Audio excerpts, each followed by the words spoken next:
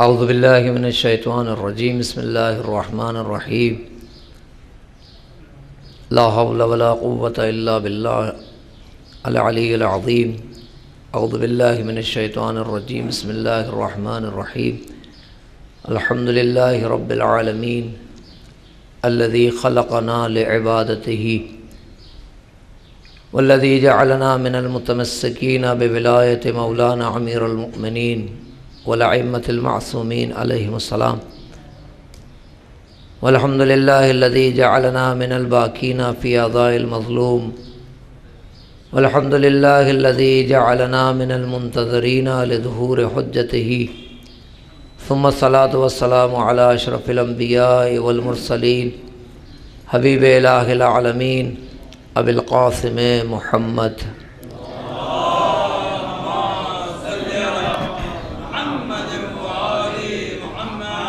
وعلى أهل بيته الطيبين الطاهرين المعصومين الذين أذهب الله عنهم الرجس وطهرهم تطهيرا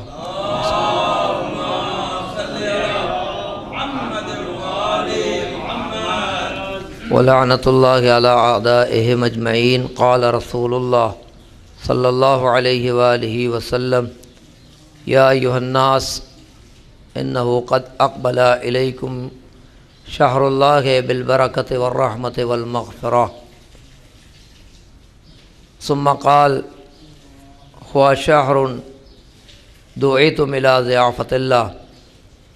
امام علیہ السلام کے ظہور میں تعجیل کے لیے، امام کی رکاب میں جہاد کی توفیق کے حصول کے لیے، امام کی رکاب میں شہادت حاصل ہونے کے لیے صلوات پڑھے مولا کی ذات پر.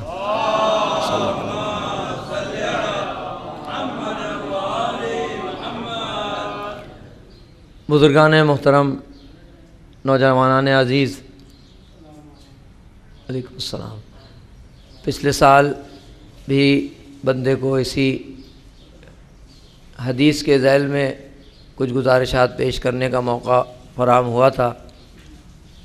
اسی سلسلے کا یہ دوسرا حصہ جو آپ کی خدمت میں پیش کرنے کی کوشش کروں گا.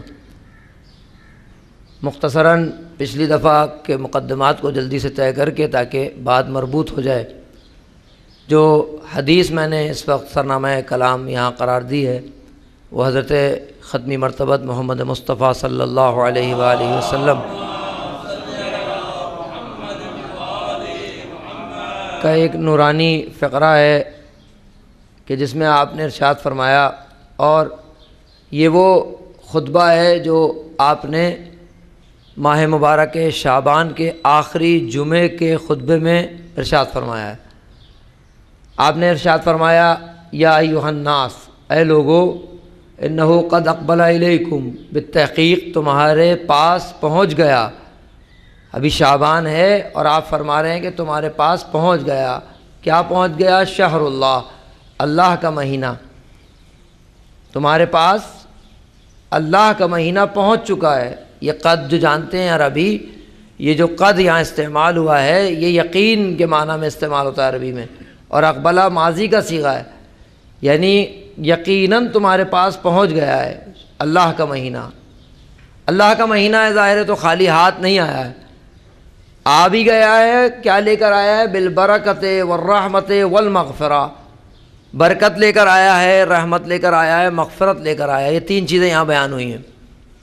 پھر اور صفات یہاں پیغمبر نے بیان کی ہیں جو اس وقت کلام سے جو ہے وہ اس سے مراد نہیں ہے. آگے چل کے فرماتے ہیں اس شہر کی جو عظمت ہے وہ یہ ہے، وہ کیا ہے کہ شہر اللہ تو ہے ہی ہے، ہوا شہر، ایک مہینہ ہے کہ جس میں کیا ہوا ہے، یہ برکت لے کے آیا ہے، یہ رحمت لے کے آیا ہے، مغفرت لے کے آیا ہے. لیکن ہم سے کیا مربوط ہے اس کا؟ ہمارے لیے کیا لے کے آیا ہے؟ یہ سب کچھ تو لے کے آیا ہے. پھر اور آگے چل کے کہتا ہے کلام پروردگار کا یہ نمائندہ فرماتا ہے، حضرت ختمی مرتبہ فرماتے ہیں کہ کیا کہ یہ وہ مہینہ ہے کہ دعیتم، تمہیں دعوت دی گئی ہے. اے لوگو، تمہیں دعوت دی گئی ہے فیہ، اس مہینے میں. کس چیز کی دعوت دی ہے؟ الی ضیافۃ اللہ، اللہ کی مہمانی کی تمہیں دعوت دی گئی ہے. یہ ظاہری ترجمہ ہے اس کا.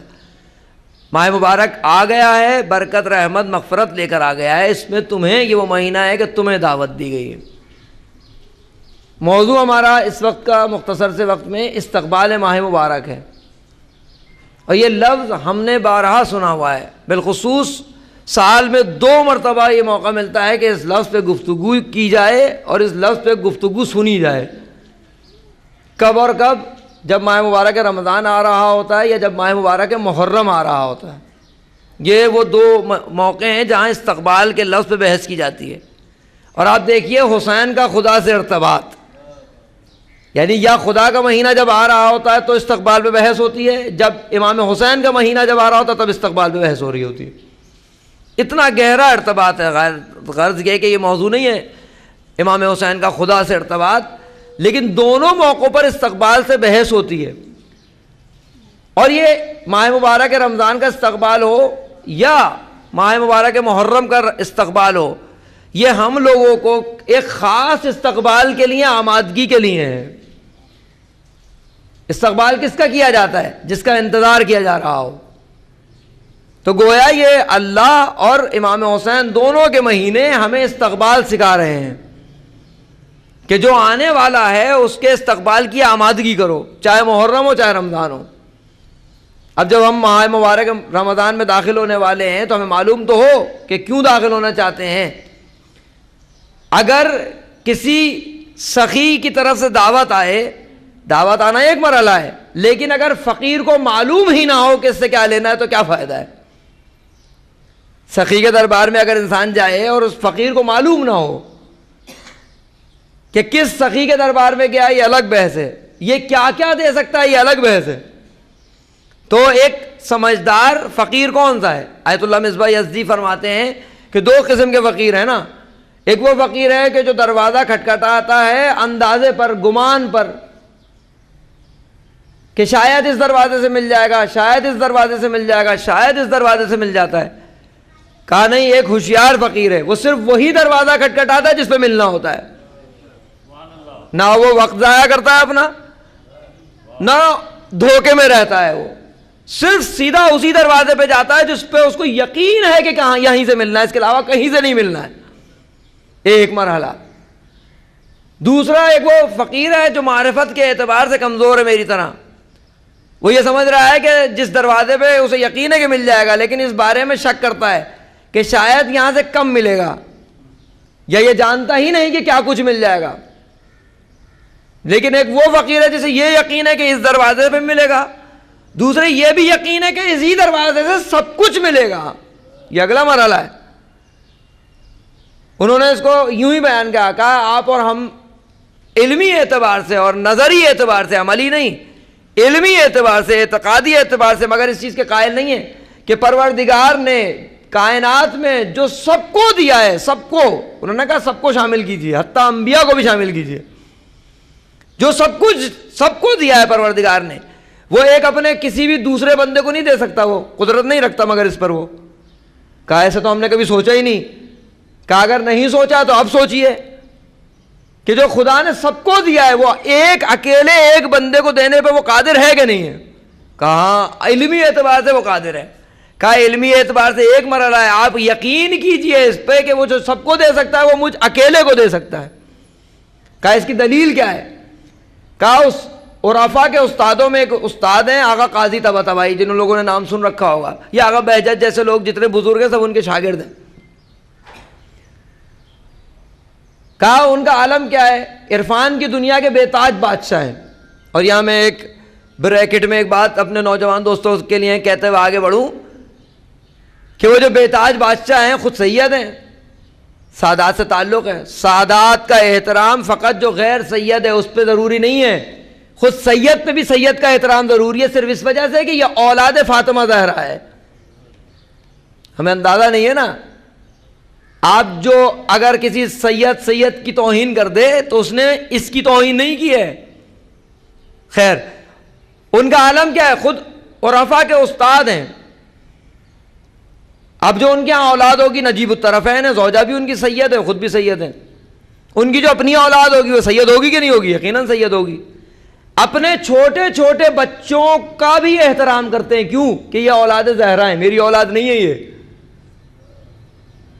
اب جو والدین اپنے بچوں کو ڈانٹنا تو کیا مارتے ہو اگر خدا نہ خواستہ، تو آپ کو اندازہ ہے.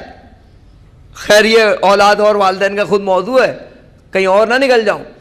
تو وہ یہ فرماتے ہیں پروردگار جو سب کو دے سکتا ہے وہ ایک انسان کو دے سکتا ہے. اور جو انہوں نے قول بیان کیا ہے، قسم شریک کھا کے بیان کیا ہے، واللہ یعنی قسم شریک کھا کے بیان کیا ہے.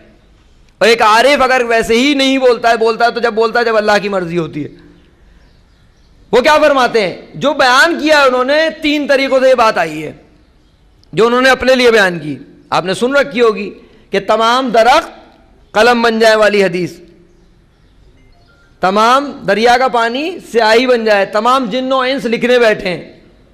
تو سب سے بڑی چیز کیا ہے کہ یہ سب کچھ ہو جائے تو وہ نہیں لکھ سکتے جو فضائل مولا کائنات ہیں. یہ مولا کائنات کی فضائل میں وارد ہوئی ہے نہیں ہوئی حدیث. یہ ایک مرحلہ ہے، سب سے بلند مرحلہ ہے. دوسرا مرحلہ کون سا ہے؟ ایک امام ہو، ایک مقتدی ہو، جماعت، ایک رکعت ہو جاتی ہے 10 رکعت، 2 ہو 20، چلتے چلتے 10 ہو 100 رکعت. حدیث یہ کہتی ہے اگر 11 ہو جائیں مقتدی تو تمام درخت اگر قلم بن جائیں، تمام سمندر کا پانی سیاہی بن جائے تو وہ ثواب جو اس جماعت کا ہے نہیں لکھا جا سکتا. یہ صرف مقدمہ ہے کہ پروردگار جو سب کو دے سکتا ہے وہ ایک انسان کو دے سکتا ہے. آقا قاضی طباطبائی فرماتے ہیں کہ تمام قلم، تمام درخت قلم بن جائیں، تمام دریا کا پانی سیاہی بن جائے، پروردگار نے جو مجھے دیا ہے وہ لکھا نہیں جا سکتا. ایک انسان کو مل سکتا ہے، لیکن ایک فقیر دانا تو ہو. اگر فقیر کوتاہی کرے تو سخی کا کیا قصور ہے اس کے اندر؟ سوال کرنے والا اگر کوتاہی کر رہا ہو تو دینے والے کی کہاں خطا ہے؟ جس طرح کے طریقے سے کہا جا سکتا ہے کہ عطا میں کمی نہیں ہے، سوال میں مشکل ہے، سوال میں مشکل ہے. تو یہ جو مہینہ آیا ہے یہ استقبال ماہ مبارک رمضان ہے. عربی میں لفظ استقبال کا کیا معنی ہے؟ بس یہ کہہ کے بات کو تمام کروں. عربی میں لفظ جو استعمال کرتے ہیں استقبال یعنی کیا؟ استقبال کہتے ہیں مستقبل الوجہ. عربی لفظ ہے، ظاہر ہے آپ اور ہمارے لیے سمجھنا مشکل ہے. پورے وجود کو کسی شے کی طرف متوجہ کر دینا، یعنی کیا؟ پھر کچھ اور ذہن میں نہ ہو، پوری توجہ کہیں مرکوز ہو جائے. پچھلی دفعہ بھی میں نے کہا تھا، اب یہ ذہن میں آ گئی بات تو اس کو بھی جیسے بالکل نوجوان دوست اور پریکٹیکل بات دہرا رہا ہوں، مجھے یاد ہے میں نے سن رکھا ہے، یہ دوبارہ دہرا رہا ہوں. جس طریقے سے آپ چیٹ کر رہے ہوتے ہیں موبائل پہ یا کوئی مووی دیکھ رہے ہوتے ہیں تو کیا آپ کے ذہن میں پھر کچھ اور ہوتا ہے؟ پوری توجہ آپ کی اس پہ ہوتی ہے کہ یہ کیا ہے مثلاً. اور یہ میں دہرا رہا ہوں اس لیے کہ یہ بات دوبارہ جانی چاہیے. پہلے قومیں برباد کی جاتی تھی جانور اور پرندے بازی کے ذریعے سے. نوجوانوں کو لگایا جاتا تھا پرندے بازی پہ، کوئی کبوتر باز ہے، کوئی کچھ اور اڑا رہا ہے، کوئی فاختہ اڑا رہا ہے، کوئی کچھ اور اڑا رہا ہے. آپ کو معلوم ہے آج قوم کو کس چیز سے اڑایا جا رہا ہے؟ قوم کو کس پہ لگایا ہے؟ نوجوان کو. وہی جس کو ایک استاد نے کہا ہے کہ یہ ڈیجیٹل بٹیر ہے جو آپ کے ہاتھ میں آ گئی ہے، آپ اس میں لگے ہوئے ہیں اور پھر صرف اسی میں لگے ہوئے ہیں. تو مستقبل الوجہ، پوری توجہ کسی شے کی طرف کر دینا، اس کو کہتے ہیں استقبال. جیسے طواف کے لیے 2 لفظ استعمال ہے عربی میں، ایک استقبال اور ایک استدبار. کسی طرف توجہ کرنا یا کسی طرف سے منہ پھیر لینا. کسی طرف توجہ کرنا استقبال ہوتا ہے، کسی طرف سے منہ پھیر لینا یہ استدبار ہوتا ہے، پیٹھ دکھانا.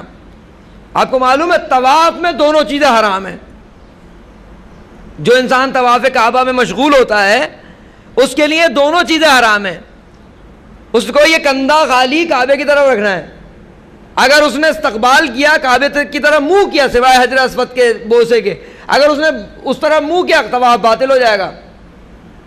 پیٹھ دکھائی طواف باطل ہو جائے گا. ویسے ہی اگر کوئی کعبے کو پیٹھ دکھا دے تو اس کا طواف کیا بچ جائے گا؟ نہ اس کو اس کا طواف باقی بچتا ہے جو پیٹھ دکھاتا ہے کعبے کو، نہ اس کا دین باقی بچتا ہے جو مولود کعبہ کو پیٹھ دکھا دے. ممکن نہیں ہے. استدبار بھی یہ ہے معنی استدبار اور استقبال کا، پوری توجہ کسی شے کی جانب کر دینا. جیسے آپ کعبے کی طرف اگر طواف میں نہ ہو اور کعبے کی طرف پوری توجہ سے کعبے کی طرف دیکھ رہے ہوں، جنہوں نے دیکھا ہے وہ محسوس کر سکتے ہیں. ویسے ہی یہ کہتے ہیں کہ 2 مقامات ایسے ہیں جہاں انسان جا کے گم ہو جاتا ہے. ایک مقام وہی ہے کہ کہ جس وقت انسان کعبے کے اندر پہلی دفعہ داخل ہوتا ہے، مسجد الحرام میں جو حاجی داخل ہوتا ہے اس کو سب بھول جاتا ہے، جتنی دعائیں کہیں تھیں، جتنی باتیں کہیں تھیں، سب اس کے دماغ سے نکل جاتی ہیں، صرف پوری توجہ اس کی اس طرف ہوتی ہے اور آنکھ سے آنسو بہ رہے ہوتے ہیں اس کے۔ اور دوسرا کون سا موقع ہے؟ جو پہلی دفعہ کربلا میں وارد ہوتا ہے۔ دونوں ایک ہی کیفیت ہیں، جس طریقے سے آپ پہلی دفعہ کعبے میں داخل ہوتے ہیں یا جس طرح پہلی دفعہ کربلا میں داخل ہوتے ہیں، دیکھ رہے ہیں کیسا ارتباط ہے خدا کا امام حسین کے ساتھ، انتہائی مربوط ہے حسین اور خدا۔ تو یہ ہے استقبال کی کیفیت۔ اب سوچئے یہ جو ماہ مبارک رمضان آ رہا ہے، کتنے لوگ ہیں ہم میں سے مجھ جیسے جو اس طریقے سے ماہ مبارک کی طرف متوجہ ہیں کہ ان کو ہم و غم یہ ہے کہ اب ماہ مبارک آ رہا ہے، اس کی کوئی گھڑی ضائع نہ ہو جائے۔ سننے لا اور کہہ دینا بہت آسان ہے، اس کو عملی اعتبار سے اس کو پکڑ لینا کہ اب جو لمحہ بلمحہ ماہ مبارک میں داخل ہونے والے ہیں، یہ پہلے بھی کہہ چکا ہوں یہاں کہ ایک کیفیت یہ ہے کہ ماہ مبارک آ رہا ہے، دوسری کیفیت یہ ہے کہ ہم جا رہے ہیں، کیونکہ بہت سارے لوگ ایسے ہیں کہ ماہ مبارک آ کے گزر جاتا ہے، وہ ماہ مبارک میں داخل نہیں ہو پاتے ہیں۔ کیا خیال ہے آپ کا؟ ماہ مبارک مگر امریکہ میں نہیں آئے گا، امریکہ میں بھی ماہ مبارک آئے گا، اوباما ماہ مبارک میں داخل ہو جائے گا؟ اس کا امکان ہے؟ نہیں ہو سکتا، کیونکہ ماہ مبارک کا آنا اور ہے، کسی کا اس میں داخل ہو جانا یہ اور ہے، دونوں کیفیتیں مختلف ہیں۔ تو انسان اپنے آپ کو آمادہ کرے اس بات پر کہ واقعاً وہ داخل ہو سکے ماہ مبارک میں، یہ پہلا مرحلہ ہے۔ اور ماہ مبارک سے آگے بڑھ کے کیا مرحلہ ہے جو سب سے مہم ہے ماہ مبارک میں؟ وہ کیا ہے؟ بہت ساری تاریخیں، 15 رمضان ایک مہم ترین تاریخ ہے، جناب خدیجہ سلام اللہ علیہا کا وصال ایک مہم تاریخ ہے، امام حسن کی ولادت ایک مہم تاریخ ہے، مولا کائنات کی شہادت ایک عظیم ترین تاریخ ہے۔ لیکن وہ جو شبائے قدر ہیں ان کا ایک اپنا حساب کتاب ہے۔ تو یہ جو خاص دن اور سارا ماہ مبارک، یہ وہی کامیاب ہو سکے گا جو توجہ کرے کہ ماہ مبارک میں داخل ہو رہا ہے، اور جب وہ نکلے تو اسے یقین ہو کہ ماہ مبارک سے ہو کے نکلا ہے، یہ درک کرے اس کو کہ ہاں ماہ مبارک میں وہ داخل ہو چکا تھا۔ اسی وجہ سے عرفہ کا سال، پہلے بھی اس کو میں نے کہا ہے، عرفہ کا سال کب شروع ہوتا ہے کب ختم ہوتا ہے؟ عرفہ کا سال یہاں سے شروع ہوتا ہے، پہلی ماہ مبارک سے سال کی ابتدا ہوتی ہے، یہاں سے عرفہ سال شروع کرتے ہیں، سارا حساب کتاب طے کرتے ہیں، پھر ماہ مبارک میں داخل ہوتے ہیں۔ دوسرے یہ عرفہ جو ہم سنتے رہتے ہیں، دوسروں کے فضائل سن کر خوش ہو جانا ایک مرحلہ ہے، وہ صفات اپنے اندر پیدا کر لینا یہ اصلی مرحلہ ہے۔ یہ جو چیزیں آغا قاضی طبائی کو مل گئی، آغا بہجت کو مل گئی، یہ جناب سیستانی کو، خامنائی کو، جناب آغا وحید خراسانی کو، یہ جو امام خمینی کو، آغا خوئی جیسے لوگوں کو مل گئی، یہ ہمیں نہیں مل سکتی۔ ایک عارف کا جملہ ہے، وہ کہتا ہے کیا خیال ہے آپ کا؟ آل محمد علیہ الصلوۃ والسلام نے فضہ و قمبر بنانے بند کر دیے ہیں، وہ فیض کا دریا بند ہو گیا ہے کیا؟ کہا نہیں ہوا ہے۔ کہا تو پھر کوشش کیوں نہیں کرتے کہ فضہ بنو اور قمبر بنو؟ یہ کہا ہے کہ نہیں ہے دروازہ آل محمد کا؟ یہ جو ماہ مبارک کا دروازہ کھلا ہے پھر یہ کیوں ہے؟ پروردگار اپنے ہر بندے کو علی بنانا چاہتا ہے، علی۔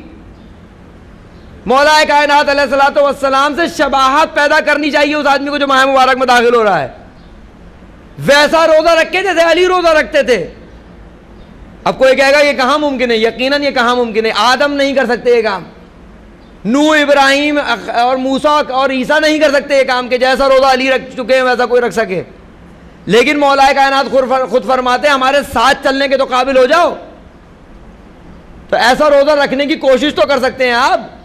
بالخصوص وہ بچے جو میٹرک کر رہے ہوں گے، اب وہ یہ سوچتے ہیں کہ میرا اے آ جائے، تو اے کی کوشش کرے گا تو امکان ہے سی آ جائے، لیکن اگر پورے کراچی کو ٹاپ کرنے کی کوشش کرے گا تو A1 تو آئے گا کہ نہیں آئے گا؟ تو اگر کوئی شخص یہ کوشش کرے گا کہ مولا کائنات جیسا روزہ رکھنے لگے تو کم از کم قمبر سلمان جیسا تو روزہ رکھنے میں کامیاب ہو جائے گا۔ ہم نے اپنے ذہنوں میں عجیب کیفیت اور عجیب صورت بنائی ہوئی ہے آل محمد علیہ الصلوۃ والسلام کی، ان کے مقامات پر کوئی پھٹک بھی نہیں سکتا ہے، پر بھی نہیں مار سکتا ہے کوئی، لیکن سیرت کے اعتبار سے قابل اتباع ہیں کہ نہیں ہیں؟ وہ یقیناً قابل اتباع، بلکہ ہمارے لیے بھیجے ہی ہمارے لیے گئے کہ ان کی اتباع کرو۔ روزہ کیسا رکھنا ہے؟ روزہ ایسا رکھنا ہے جیسے علی علیہ الصلوۃ والسلام روزہ رکھتے ہیں، کوشش اس کی کرنی ہے اب آپ نے یہ طے کر لیا ایسا روزہ رکھنا ہے، یہ ایسی حاصل ہو جائے گا بغیر کوشش کے. اگر کان کا، زبان کا، ہاتھ کا، آنکھ کا روزہ نہ ہو تو یہ جو آپ کا ٹارگیٹ ہے یہ اچیو ہو سکتا ہے. وہ جو سیل مین کو مہینے کے ابتدا میں ٹارگیٹ ملتا ہے، اگر وہ اس ہدف پر توجہ نہ کرے تو جاب بھی جائے گی اور سیلری بھی جائے گی. جائے گی کہ نہیں جائے گی؟ تو اگر ایک روزہ دار اپنے ہدف سے ہٹ جائے، اب آپ یہ کہیے اور اب بات کو تمام کریں، آپ یہ کہیے کہ یہ حاصل کیسے ہوتا ہے، یہ سب پتہ ہے ہمیں، آپ نئی بات نہیں بتا رہے ہیں، کریں کیا؟ تو سب سے آسان طریقہ تو ایک یہی ہے کہ آپ کو جو کامیاب کر سکتی ہیں چیزیں، اس میں بہت ساری چیزیں ہیں. بہت ساری چیزوں میں ایک ایسی چیز ہے جو آپ کے لیے بہت سہولت سے حاصل ہونے والی ہے. وہ کیا ہے؟ وہ آنسو. سب سے زیادہ آپ کو جو پاکیزہ کر سکتی ہے چیز، وہ آنسو ہے. جو شخص ماہ مبارک رمضان یا اس کے علاوہ گریہ نہیں کرتا تو وہ اپنا روزہ خود اپنے روزے کا حساب کر لے. اگر ماہ مبارک رمضان میں اس کو گریہ نصیب نہیں ہے، آنسو نصیب نہیں ہے، تو خود پریشانی کی ضرورت ہے کہ یہ روزہ پھر صحیح نہیں جا رہا ہے. کیونکہ عبادت کیا کرتی ہے؟ انسان کے قلب کو نرم کرتی ہے، اور قلب کے نرم ہونے کی جو علامت ہے وہ آنسو ہے. آنسو اگر نہیں نکل رہا ہے محراب میں تو گویا آپ کا روزہ اس درجے پر نہیں پہنچا ہے. تکلیف تو جو شرعی حکم ہے وہ تو پورا ہو جائے گا، قضا نہیں ادا کرنی پڑے گی آپ کو رکھ کے، لیکن جو کمال تھا وہ حاصل نہیں ہو پایا. 3 آنسو بات تمام. ایک آنسو تو بہت ہی آسان ہے آپ کے لیے، اس میں تو کوئی دیر ہی نہیں لگتی ہے. اس میں بھی الگ الگ کیفیتیں. ایک کیفیت یہ ہے جناب کہ آپ مجلس میں جب مصائب پڑھے جائیں تو آپ روئیں. یہ بھی کمال ہے، ہر ایک کو نصیب نہیں ہوتا. یہ بہت کم لوگ ہوتے ہیں جو فوراً مجلس میں بھی جن کی آنکھ سے آنسو بہنا شروع ہو جاتے ہیں. اس کی مشق کیجئے. میں بھی اپنی زبان سے کہہ رہا ہوں، عملی طور پر فیل ہوں. اس کی مشق کیجئے کہ ایک دفعہ کان میں حسین پڑے اور آنکھ سے آنسو نکلے. مشق کیجئے اس کی اگر کامیابی چاہتے ہیں. مجلس میں بیٹھ کے رونا بھی کمال ہے، لیکن کمال کیا ہے؟ جس طریقے سے عرفا کا طریقہ ہے. امام خمینی کی بہو نقل فرماتی ہیں کہ ہم نے ان کو 2 رکعت نماز مستحب گھر میں پڑھتے ہوئے نہیں دیکھا کہ جب نماز شروع کرتے ہیں اس سے پہلے امام حسین پہ روتے ہیں، تمام کرتے ہیں امام حسین پہ روتے ہیں. تنہائی میں امام حسین پہ رونے کی عادت ڈالی ہے. دیکھیے پھر کیسی پرواز آپ کو ملتی ہے پروردگار کی طرف سے، پھر کس قدر لطف آتا ہے زندگی کے اندر. سید الشہداء پر رونے کے علاوہ کوئی ہمارے پاس ذریعہ ہے ہی نہیں کامیابی کا. جو لوگ یہ سمجھتے کہ اس آنسو کی کوئی قیمت نہیں ہے، ان کو دین کے بارے میں کچھ علم ہی نہیں ہے، وہ کچھ جانتے ہی نہیں ہے جو امام حسین کے آنسو کو نہیں جانتے. تو رونے کی عادت ڈالی ہے امام حسین پر تنہائی میں. پھر دیکھیے اچھا اس کام میں کتنی دیر لگتی ہے؟ آپ کو معلوم ہے نا کتنا سب سے سہل کام آپ کے لیے یہی ہے، اور یقیناً مخلص ترین کام بھی یہی ہے. جس عبادت پر ہم ناز کر سکتے ہیں وہ کون سی ہے؟ امام حسین پہ گریا. بقیہ تمام عبادات میں مشکلات ہیں. نماز صحیح سے نہیں ہوتی، روزہ صحیح سے نہیں ہوتا، زکوٰۃ دیتے ہیں، خمس دیتے ہیں، حج کرتے ہیں، مشکلات ہیں اس میں. لیکن آپ یقین جانیے، آپ میرا ساتھ دیں گے نہیں دیں گے، امام حسین پر رونا، اس پر ہمیں یقین ہے کہ ہم مخلص ہیں. اخلاص سے نکلتا ہے امام حسین پہ آنسو. ایک دوسرا آنسو کون سا ہے؟ وہی انسان کے اندر جو برائیاں ہیں، جو گناہ ہیں، جو غلاظت ہے، جو نجاست ہے خدا نہ خواستہ مجھ جیسے لوگوں میں، اس کو دور کرنا. وہ کیسے ہوگی؟ خوف خدا کا آنسو. پروردگار سے ڈرنا. کس لیے ڈرنا؟ اس لیے ڈرنا کہ وہ جہنم میں بھیج دے گا. تو پھر آپ نے لین دین کی ہے، عشق نہیں کیا ہے. اگر آپ جنت اور دوزخ کی وجہ سے عبادت کر رہے ہیں تو آپ کاروبار کر رہے ہیں، عشق نہیں کر رہے مالک سے، محبت نہیں کر رہے ہیں پروردگار سے. خوف خدا کس چیز کا ہے؟ صرف اس چیز کا ہے کہ معشوق ناراض نہ ہو جائے. صرف اس چیز کا خوف ہے دن رات کہ جو ہمارا اصلی حقیقی مالک ہے وہ ہم سے ناراض نہ ہو جائے. خوف خدا کے آنسو کا اگر آپ کو ملکہ حاصل ہو گیا، کہاں ملے گا؟ نماز میں ملے گا. ابھی تک آقا بہجت کی اگر آپ کو نیٹ پہ نماز مل جائے تو یا جنہوں نے دیکھی ہو، ہچکیاں بن جاتی ہیں نماز میں، ہچکیاں. اللہ اکبر کہنا دوبر ہو جاتا ہے، اللہ اکبر نیت کے بعد کہنا فقط. کیوں ہے؟ انہیں معلوم ہے کہ اللہ اکبر یعنی کیا. آنسو ایسے بہ رہے ہیں کہ جس کے امام خمینی کے لیے مشہور ہے کہ تولیہ، رومال نہیں، تولیہ چاہیے ہوتی تھی آنسوؤں کو پوچھنے کے لیے، اتنا آنسو آنکھ سے نکلتا تھا. یہ آنسو نہیں ہے تو پھر ماہ مبارک رمضان میں داخل نہ ہی ہو سکا میں. خوف خدا کا آنسو کہ پروردگار تجھ سے جیسی محبت کرنی چاہیے تھی اب تک ویسی محبت نہیں کر سکے، لیکن تیری مدد کے بغیر یہ ممکن بھی نہیں ہے، تو ہماری مدد فرما. یا مصلے پر آنسو بہائیے یا فرش اعضاء پہ آنسو بہائیے اگر کامیابی چاہتے ہیں. تیسرا اور آخری آنسو، اور یہی استقبال حقیقی بھی ہے کہ منتظر حقیقی کے لیے رونا. آپ یقین جانیے، جیب سے اگر آپ کے گھر کے اندر آپ کو یقین ہے کہ کہیں اور نہیں گئی یہ چیز، معمولی سی چیز، ایک 5 روپے کا سکہ اگر آپ کی جیب سے ادھر ادھر ہو جائے تو جب تک مل نہیں جاتا تب تک سکون نہیں آتا. حالانکہ کیا حقیقت ہے اس کی، کیا حیثیت ہے، لیکن کیا ہے آپ اس کو اپنی چیز سمجھ رہے ہیں. آپ یہ یقین رکھتے ہیں کہ یہ میری چیزیں سے غائب نہیں ہونا چاہیے تو آپ پریشان ہیں. اب یہ بتائیے 1100 سال گزر گئے باپ کو غائب ہوئے ہوئے آپ کے اور ہمارے، ہماری آنکھ سے اوجھل ہے. دیکھا ہے ہماری پوری زندگی میں مولا کو؟ حجت خدا ہم سے غائب ہے، ہمیں معلوم ہی نہیں کہ کہاں ہے حجت خدا. کیا وہ فراق پیدا ہوا ہے؟ کیا وہ تکلیف دل میں پیدا ہوئی ہے کہ کسی طریقے سے بھی حضرت کے دیدار یا حضرت کا مشاہدہ ہو سکے؟ پہلے تو یہی مرحلہ ہے کہ یہ ممکن ہے کہ نہیں ممکن کہ مولا سے ملاقات ہو جائے. شبائے قدر، مولا علی علیہ الصلوۃ والسلام کی شہادت کے ایام، امام حسن کی ولادت اور پورا ماہ مبارک تلاش کیجئے مولا کو. اپنے ارد گرد حضرت کو تلاش کیجئے، کہیں موجود ہیں، ساتھ ہیں ہمارے، ہم انہیں درک نہیں کر پا رہے ہیں. خوب، اگر درک ہو گئے تو کیا کریں گے؟ ایک سوال اور رفع یہ کرتے ہیں، یہ پوچھتے یہ بتائیے اگر حضرت سے ملاقات ہو جائے گی پھر کیا کرو گے؟ ہے نا یہ سوال. ایک تو مرحلہ یہ ہے کہ محبوب کا دیدار ہونا چاہیے، خوب ہو گیا. پھر اگر ان سے ملاقات ہو گئی تو کیا کاہے کے لیے ملاقات کرنا چاہتے ہو؟ یہی سوال اگر ملاقات کے وقت مولا نے پوچھ لیا، آپ ہم سے ملنا چاہتے تھے، کہا ہم آپ سے ملنا چاہتے تھے چونکہ آپ ہمارے مولا آقا ہیں، تو اگر انہوں نے پوچھ لیا کہ کیوں ملنا چاہتے تھے، ہے جواب اس کا کہ کیوں ملنا چاہتے تھے؟ سرکار اس لیے ملنا چاہتا تھا کہ میرے ہاں اولاد نہیں ہوتی، میرے روزگار کا مسئلہ ہے، اور نہ جانے کتنے مسائل. میں منع نہیں کر رہا، نہ منع کر سکتا ہوں کہ یہ مسائل مولا سے نہ مانگیں، کیونکہ اگر ان سے نہیں مانگیں گے تو کس سے مانگیں گے؟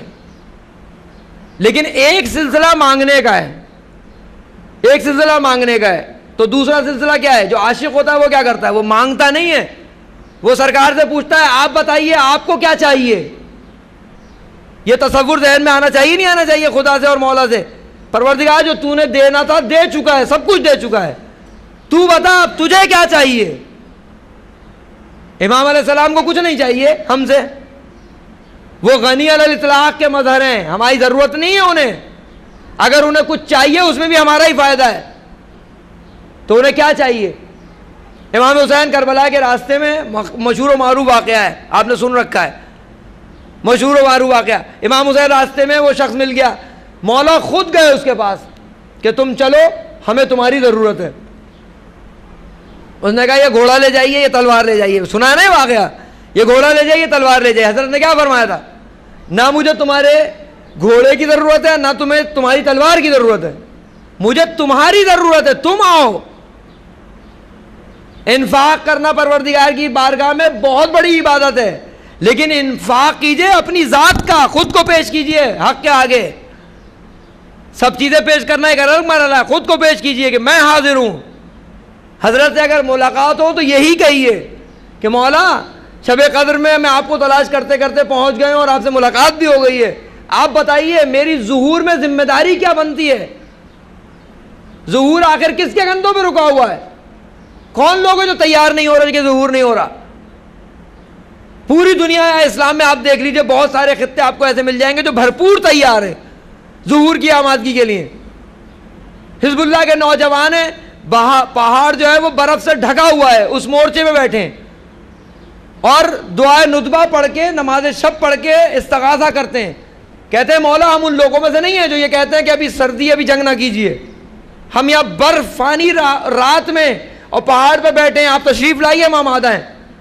کتنے لوگ ہیں ہم میں سے جو اس قسم کی فکر رکھتے ہیں اور اتنا آمادہ ہیں کہ مولا کائنات کے ساتھ ہوا کہ نہیں ہوا یہ کہ ابھی گرمی ہے ابھی جنگ نہ کیجئے، ابھی سردی ہے ابھی جنگ نہ کیجئے؟ تو ابھی کتنے لوگ ہیں جو اس بات کے لیے آمادہ ہیں؟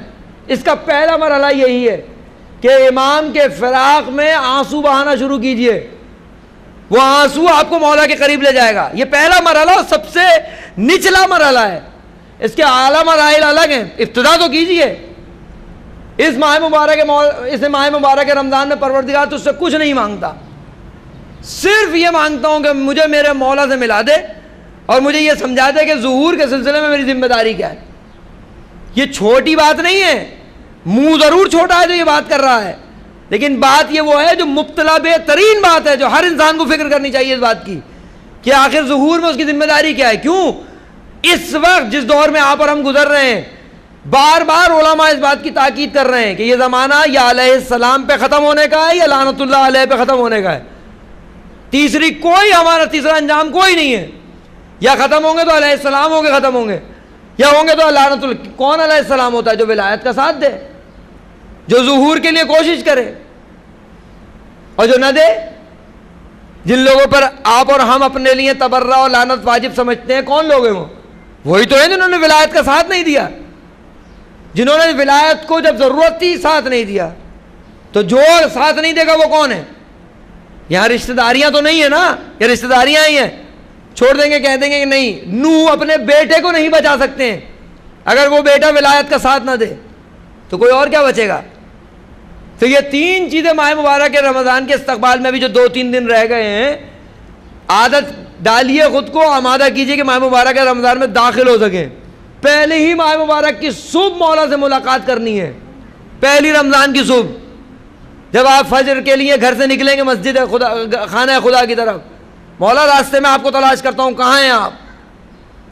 جب سحری کر کے نکلیں گے نماز شب پڑھ کے، ان توفیقات کو غنیمت جانیے جب ہاتھ آنے والی ہیں۔ کتنے لوگ ہیں آپ اور ہم میں سے جو پچھلے سال سے اب نہیں ہیں؟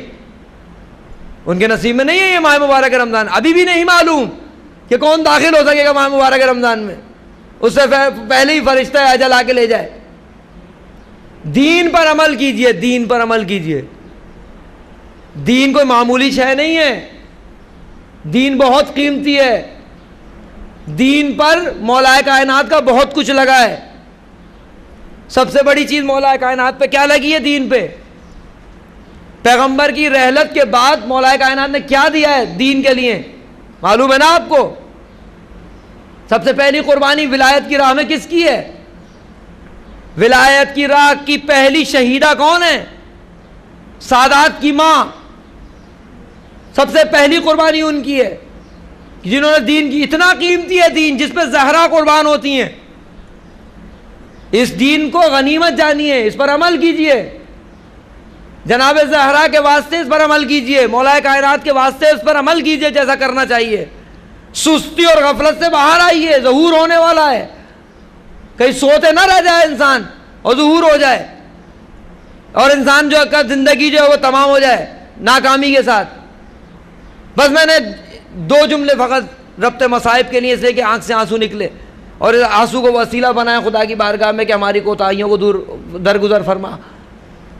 3 لفظیں ہیں عربی میں، 3 لفظیں ہیں جو کس کے لیے استعمال کی جاتی ہیں؟ مارنے کے لیے استعمال کی جاتی ہیں۔ جب کسی کو مارا جاتا ہے 3 لفظیں الگ الگ کیفیت کی جو مارنے کے لیے عرب استعمال کرتے ہیں، اور یہ تینوں لفظیں جناب زہرا کے مقتل میں موجود ہیں۔ تینوں لفظیں، ایک لفظ ہے ضربا، زواد رے بے، ضربا۔ دوسرا کون سا لفظ ہے؟ رکضا، رے کاف زواد۔ تیسرا کون سا ہے؟ رکلا، رے کاف لام۔ یہ تینوں لفظ عربی ہیں، تینوں کی کیفیتیں الگ الگ ہیں، سن نہیں سکیں گے آپ جناب زہرا کے ساتھ کیا ہوا ہے۔ یہ تینوں لفظ مقتل نے بیان کیے جناب زہرا کے سلسلے میں۔ ضربا کسے کہتے ہیں معلوم ہے آپ کو؟ عرب ضربا اسے کہتے ہیں، اسے۔ یہ جناب زہرا کے لیے استعمال ہوا ہے مقتل میں، ضربا۔ رکضا کسے کہتے ہیں؟ رے کاف زاد۔ جب کسی کو پیروں سے مارا جائے، جب کسی کو پیروں سے مارا جائے، جناب زہرا کے لیے ضربہ بھی آیا ہے، رکضہ بھی آیا ہے۔ تیسرا لفظ اگر برداشت کر سکے تو برداشت کیجئے گا۔ مقتل نے بیان کیا ہے، رکلا کسے کہتے ہیں؟ ریک آفلام، جب عرب بیلچے کو زمین میں گاڑنے کے لیے پیر کا زور لگاتا ہے نا، اس کو کہتے ہیں رکلا۔ جناب زہرا کو ایسے بھی مارا گیا ہے، جناب زہرا کو پیروں سے بھی مارا گیا ہے، جناب زہرا کو پامال کر دیا گیا ہے۔ عزیزوں، ان آنسوؤں کو غنیمت جانیے، ان آنسوؤں کو بی بی کی بارگاہ میں رکھیے اور بی بی سے یہ کہیے کہ بی بی ہم نے تیرے بیٹے پر ہمیشہ آنسو بہائے، بی بی ہم امام حسین پر رونے والے ہیں، یا جناب سیدہ ہمارا ہاتھ جناب مولا مہدی کے ہاتھ میں دے دیجیے۔ الا ولعنت اللہ علی القوم الظالمین، سیعلم الذین ظلموا ای منقلب ینقلبون۔ پروردگار امام زمانہ کے ظہور میں تعجیل فرما، بار الہ ہمیں امام کی رکاب میں جہاد کی توفیق نصیب فرما، بار الہ ہمیں امام کی رکاب میں شہادت نصیب فرما، بار الہ رہبر کے اور امام زمانہ کے جو دشمن قابل ہدایت نہیں ہیں، بالخصوص امریکہ، اسرائیل، سعودی عرب کو نیست و نابود فرما۔ بار الہ ہمیں ماہ مبارک رمضان کو حقیقی معنی میں درک کرنے کی توفیق عنایت فرما۔ بار الہ اس ماہ مبارک میں ہمیں امام زمانہ سے ملاقات کی توفیق نصیب فرما۔ بار الہ امام زمانہ کے دل کو ہم سے خوشنود اور راضی فرما۔ بار الہ جو بیمار ہیں انہیں امام زمانہ کے صدقے میں شفائے کاملہ عطا فرما۔ حاضرین میں جو مومنین جو حاجتیں لیے ہوئے بیٹھے ہیں ان کی حاجتوں کو امام زمانہ کے صدقے میں پورا فرما۔ بار الہ اس سال اور ہر سال جب تک زندہ ہیں کربلا کی زیارت نصیب فرما۔ بار الہ دنیا میں امام حسین کی زیارت، آخرت میں امام حسین کی شفاعت سے ہمیں بہرمند فرما۔ بار الہ آخرت میں ہمیشہ امام حسین کے ساتھ رہنے کی توفیق عنایت فرما۔ ایک مرتبہ سورہ الحمد، 3 مرتبہ سورہ اخلاص، جملہ شہداء، بالخصوص شہداء مدافعین حرم حضرت امام خمینی اور شہید استاد کے لیے تلاوت فرما۔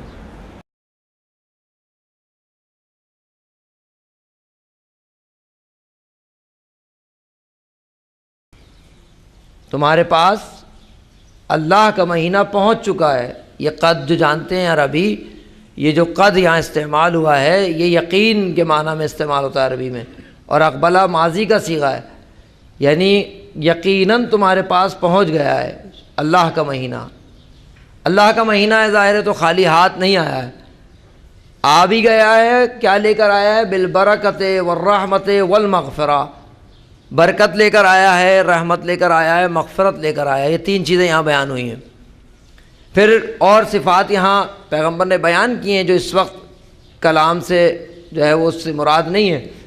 آگے چل کے فرماتے ہیں اس شہر کی جو عظمت ہے وہ یہ ہے، وہ کیا ہے کہ شہر اللہ تو ہے ہی ہے، ہوا شہر، ایک مہینہ ہے کہ جس میں کیا ہوا ہے، یہ برکت لے کے آیا ہے، یہ رحمت لے کے آیا ہے، مغفرت لے کے آیا ہے، لیکن ہم سے کیا مربوط ہے اس کا؟ ہمارے لیے کیا لے کے آیا ہے؟ یہ سب کچھ تو لے کے آیا ہے۔ پھر اور آگے چل کے کہتا ہے کلام پروردگار کا یہ نمائندہ فرماتا ہے، حضرت ختمی مرتبہ فرماتے ہیں کہ کیا کہ یہ وہ مہینہ ہے کہ دعیتم،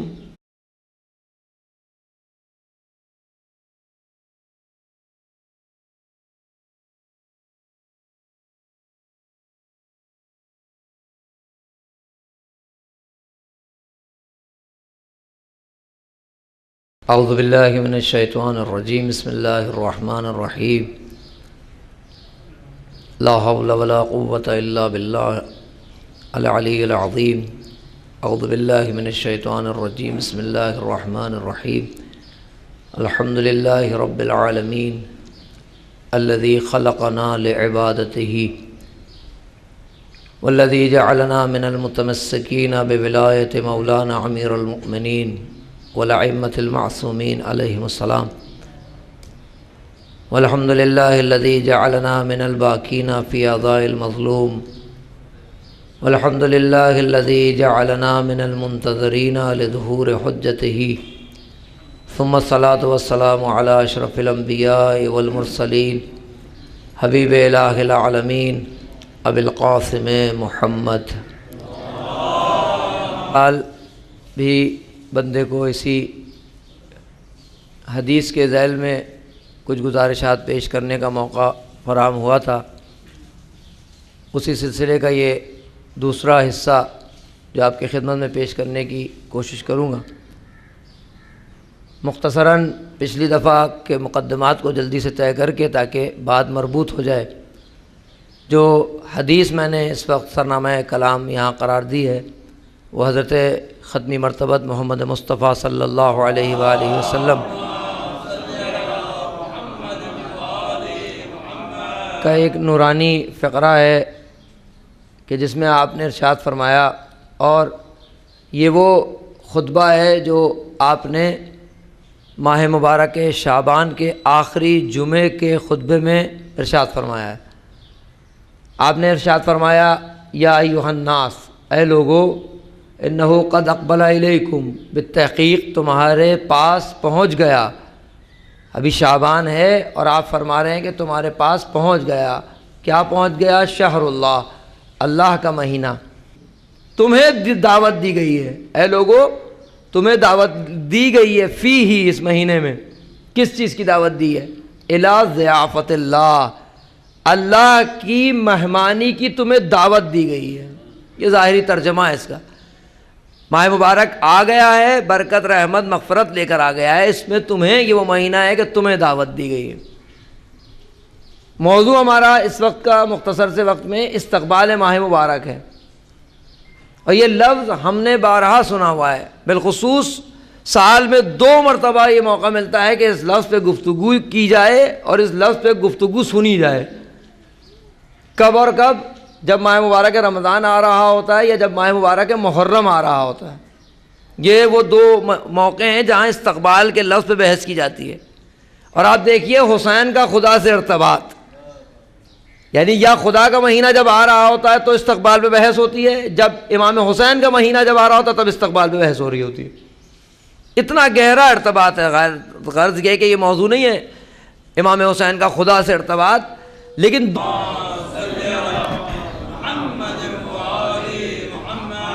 وعلى اہل بیتہ الطیبین الطاہرین المعصومین الذین اذهب اللہ عنہم الرجس وطہرہم تطہیرا۔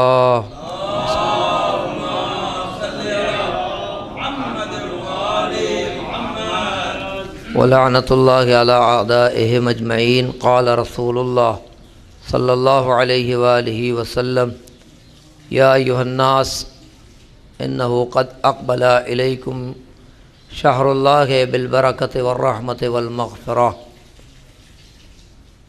ثم قال، ہوا شہر دعیتم الی ضیافت اللہ۔ امام علیہ السلام کے ظہور میں تعجیل کے لیے، امام کی رکاب میں جہاد کی توفیق کے حصول کے لیے، امام کی رکاب میں شہادت حاصل ہونے کے لیے صلوات پڑھے مولا کی ذات پر۔